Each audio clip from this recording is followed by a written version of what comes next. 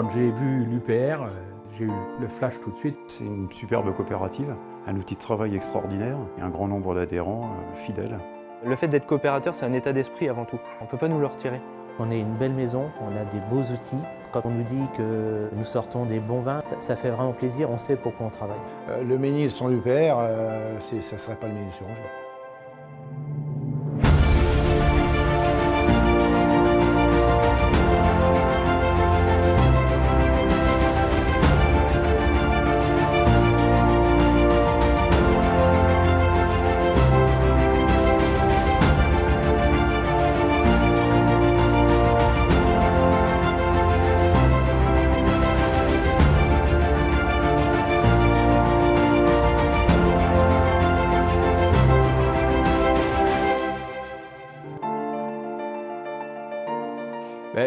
L'UPR, bon, c'est déjà la petite histoire dans la grande histoire. La grande histoire, c'est l'arrivée du phylloxéra donc en 1892 au Ménil, qui induit, à partir de l'après-Grande Guerre, une série de plantations.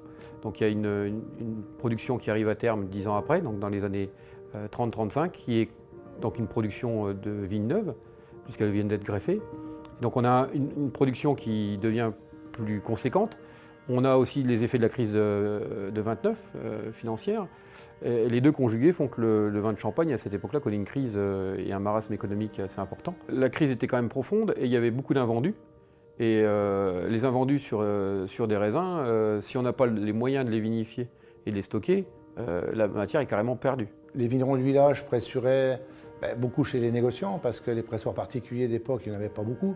Donc on était un peu pris sous l'emprise des négociants. Donc les négociants pressuraient nos raisins, vinifiaient nos raisins et gardaient même les vins chez eux. Et à la fin des vendanges, ils se rendaient compte que le prix, il était par rapport aux ventes. Et comme les ventes à l'époque ne marchaient pas, c'était des prix de kilo dérisoires, à 20 centimes, 30 centimes de francs de l'époque, du kilo. Donc il y a un moment, ça ne pouvait plus durer. On était vraiment, si je peux le dire, pris en otage par les négociants, qui tenaient la matière, qui tenaient toute la matière en fin de compte. D'où l'intérêt pour eux de se regrouper pour négocier un produit qui est périssable, qui est le raisin, en le transformant en un produit qu'on peut conserver, qui est le vin, donc en conservant en barrique à l'époque, et en ayant donc des outils, des contenants, pour pouvoir négocier justement avec des acheteurs un vin au cours de l'année, et même des bouteilles.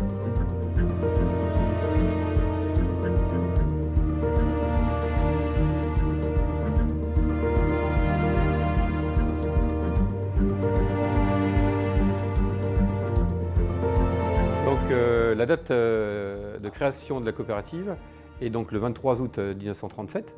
Et à cette date-là, on retrouve dans les registres 70 hectares pour 86 adhérents.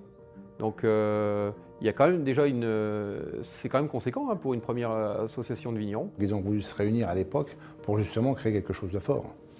Et chapeau à tous ces gens-là parce qu'à l'époque, c'était vraiment pas facile.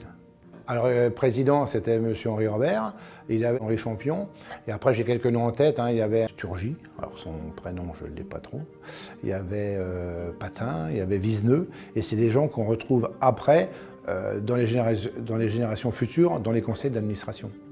Je suis la 5e génération d'adhérents à l'UPR, donc mon arrière-arrière-grand-père était dans les prémices du conseil d'administration en 1937, donc oui, c'est vrai que c'est familial. Mon père m'a donné des vignes en 1982 et j'ai adhéré en 82. Mon père était déjà administrateur à cette époque et mon grand-père livrait déjà la coopérative. Oui. Au début où ils pressurent, d'ailleurs chez l'un chez l'autre, parce que certains avaient déjà des outils, on allait stocker dans la cave de l'un, stocker dans la cave de l'autre, et petit à petit, après-guerre, on commence à monter le pressoir commun, toutes des outils de production qui vont aller surtout des années 46 par les pionniers jusqu'à 55. Quand l'UPR est né, on travaillait sur du bois. L'inox a commencé à arriver en 70 chez nous. Avec, on le voit très bien d'ailleurs, pratiquement tout est passé en cuve inox et thermorégulé chez nous. L'évolution des pressoirs, de plus en plus techniques, de plus en plus modernes, qui permettaient de mieux travailler justement les raisins qu'on nous amenait pour en tirer le meilleur. Ça a permis aux coopérateurs d'évoluer aussi. On a passé de la gaillotte avec les 2 ou 3 cagettes dessus aux palettes. On a commencé sur les pressoirs cocards. Et puis après, en allant construire une unité de pressoir, une fois que les mabilles ont été démontés, puis les 4 cocards qu'il y avait au fond, il n'y a plus de petites gaillottes là, pour charrier les raisins, emmener les raisins jusqu'au pressoir. Et bon, c'était une belle évolution pour les coopérateurs. Et quand on livre, qu'on ouvre les portes du fourgon, qu'on est déchargé, qu'on reprend sa feuille de pesée et les cagettes propres, c'est quand même formidable. Dans le temps, on poussait la gaillotte, c'est 2 mondes complètement différents. La coopérative, depuis toujours, a essayé d'améliorer son outil de production, et notamment pressurage unification, qui dès le démarrage a été le fondement de la coopérative. Après, cet esprit de coopération et de mettre ensemble justement toutes ces valeurs et ces choses qu'on avait sur le Ménil. Ce qui fait la particularité de chez nous, en fait, c'est la taille de notre poste pressurage qui est divisé en fait en 3 modules. Aujourd'hui, on se situe sur une unité avec 20 pressoirs, où on a quand même 14 pressoirs de 8000 kg et 6 pressoirs de 12 000. Donc ça doit nous faire, sauf erreur, 172 000 kg à chaque chargement. Ce qui doit faire de nous l'un des plus importants centres de pressurage champenois. C'est le volume de cuverie où à l'heure actuelle sur site on a quand même 66 000 hectos, 6 600 000 litres pour ceux qui ne maîtrisent pas bien les hectolitres, ce qui fait quand même quelque chose d'assez impressionnant et déjà d'assez respectable en volume, dont à peu près 45 000 hectos juste en cuverie de fermentation, c'est-à-dire thermorégulée, ce qui nous donne un outil formidable en fait, pour la maturation et l'évolution des vins. Mais il faut avancer toujours dans la technologie, dans la propreté. La propreté à l'UPR, c'est numéro 1 presque. Parce que vous pouvez venir à n'importe quel moment de l'année, vous pouvez vous promener chez nous, c'est nickel. Il suffit de visiter pour voir avec toute cette structure de pressoir. Quand on voit les vendanges, c'est quand même extraordinaire. Puis la propreté, quand on fait visiter les gens, quand on fait les visites, que ce soit en hiver ou les 2 journées d'été, les gens sont stupéfaits par la propreté et l'outil de travail qu'ils voient. C'est formidable.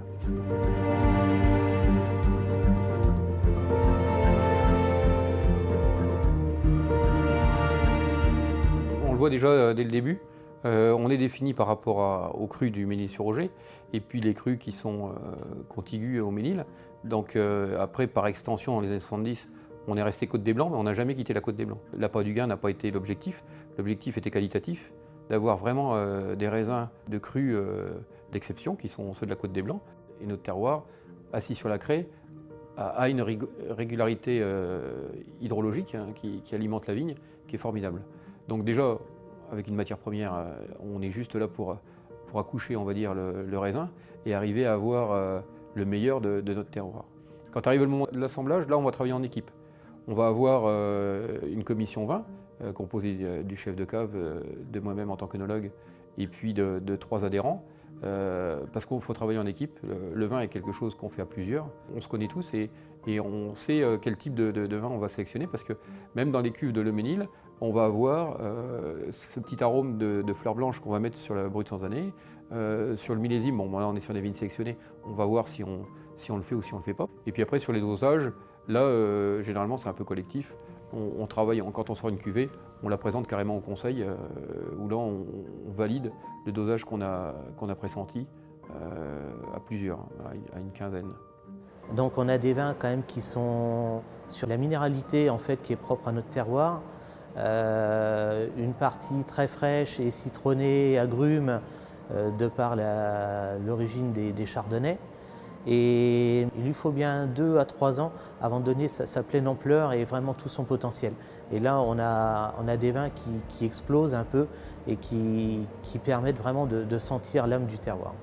Alors, il y a des projets qui sont en route, notamment justement en travaillant des petits volumes en foudre, avec peut-être 2 idées sur le travail du foudre, une partie de vinification en foudre et une partie de vieillissement qui atterrirait dans des assemblages différents d'ailleurs, parce qu'ils n'auraient pas pour moi le même devenir, afin d'apporter un peu ces épices qui permettrait de sublimer justement encore le Ménil et son terroir.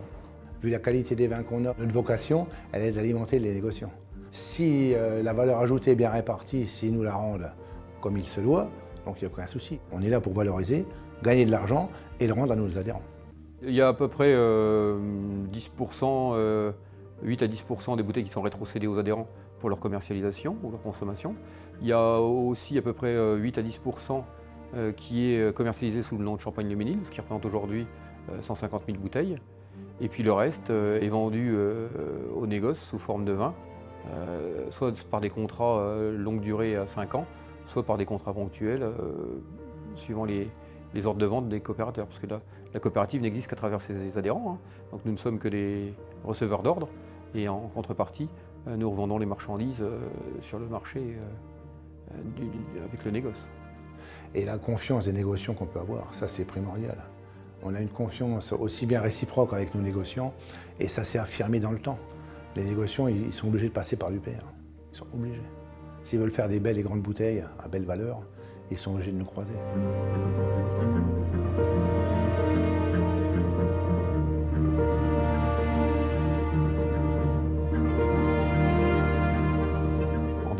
En septembre 2017, on a 702 adhérents inscrits, hein, ça fait quand même une quantité conséquente, pour 318 hectares 78. Donc ça c'est un record, c'est la première fois qu'on atteint des quantités de surface aussi énormes. Et ça fait vinifier autour de 20-22 000 hectos, suivant les années, suivant les rendements qu'on a à la coopérative. Ça reste quand même une union de deux personnes pour atteindre les mêmes objectifs. Et propriétaires récoltants, parce que ça reste quand même des gens propriétaires de vignes et qui font ça pour récolter du raisin et pour donner le meilleur d'eux-mêmes à travers leurs fruits. Quand on a 700 adhérents, c'est enrichissant, avec des gens qui sont disséminés aux quatre coins de la France des fois, des gens qui ont des vies différentes. Tout le monde n'est pas viticulteur hein, pour être adhérent à la coopérative. Il y en a qui sont dans leur vigne tous les jours, mais il y en a qui sont que bailleurs et qui sont assez éloignés du métier viticole. Donc il y a toutes sortes de profils complètement différents et qui sont changeants. Et c'est un peu ce qui est aussi intéressant dans ce métier-là. J'étais pas du tout coopérateur. J'étais vigneron dans la vallée de la Marne et j'étais plutôt indépendant que je n'avais pas trop de mentalité de coopérateur. Et quand j'ai vu l'UPR, j'ai eu comme une étincelle, si vous voulez, de voir un groupement qui fonctionnait bien de A à Z. Les gens, je pense, sont fiers d'être à l'UPR quand même. Quand on en parle comme ça, et c'est pour ça qu'il y a toujours des nouveaux adhérents, tous les ans il y a de nouveaux adhérents qui rentrent. Il y a 15 membres au conseil d'administration qui sont rééligibles tous les 3 ans. Et finalement, c'est une gestion collective, donc il faut quand même que les gens s'approprient l'outil de décision. Et c'est quand même le conseil qui fixe la politique. Le président et le directeur ne sont là que pour la mettre en forme, on va dire. Mais le vrai pouvoir politique, il est détenu par le Conseil. On n'a pas forcément les mêmes idées, mais après, on débat dessus. Et c'est ce côté multigénérationnel qui aussi fait notre grande force au sein de la COP. Ce melting pot fait qu'on peut avancer progressivement. Il ne faut pas non plus... on ne sait pas tout, nous les jeunes, et loin de là. Par contre, on a peut-être hâte d'évoluer assez rapidement. Et les objectifs, c'est de continuer à améliorer notre qualité et notre savoir-faire. Et à travers ça, c'est peut-être la matière première qui changera le plus. Je pense que c'est du côté du raisin qu'il va falloir se pencher parce que c'est là qu'il y aura plus de pression. Je pense qu'on est déjà bien avancé ici à l'UPR, parce que même si ça ne se voit pas trop, avec le réseau Magister, on a des bonnes équipes, on a des gens sur le terrain qui travaillent. On a eu en Champagne qui met la patte aussi à tout ça. Donc l'avenir, je pense, ça sera la viticulture durable, qui sera dure à installer, mais on n'aura pas le choix, il faut y aller. Il faut qu'on soit tous solidaires et soudés pour continuer à faire évoluer cette belle coopérative.